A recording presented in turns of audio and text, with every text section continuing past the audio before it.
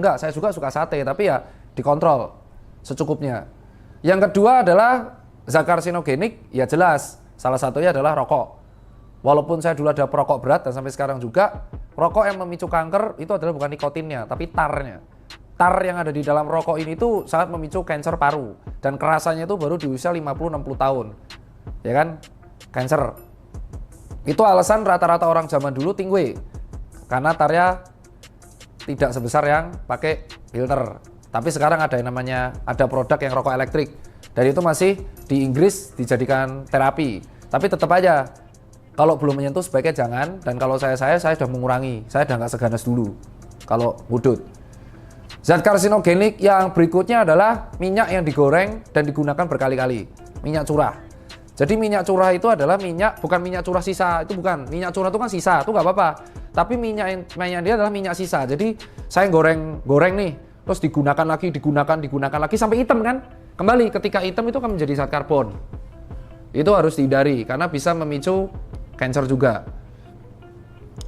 Dan berikutnya jelas radioaktif. Orang-orang yang kerja di lingkungan radioaktif, kayak pembangkit tenaga nuklir, itu kan memakai alat-alat, kalau nggak bisa memicu kanker. Dan yang paling sering kanker nih, yang sering diremehkan adalah sinar matahari.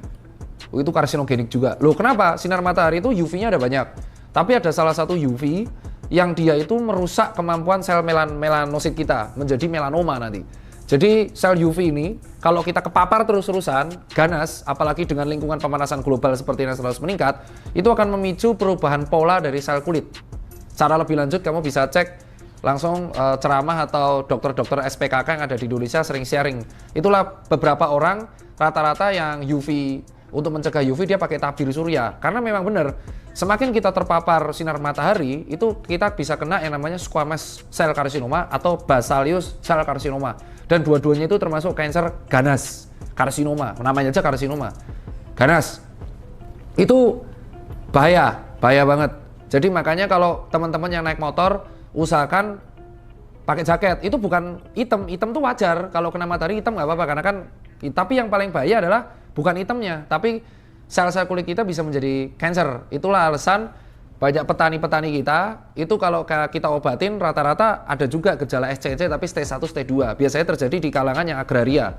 Nah, buat pengendara motor, usahakan pakai jaket aja. Karena itu akan melindungi kita, sangat-sangat melindungi kita.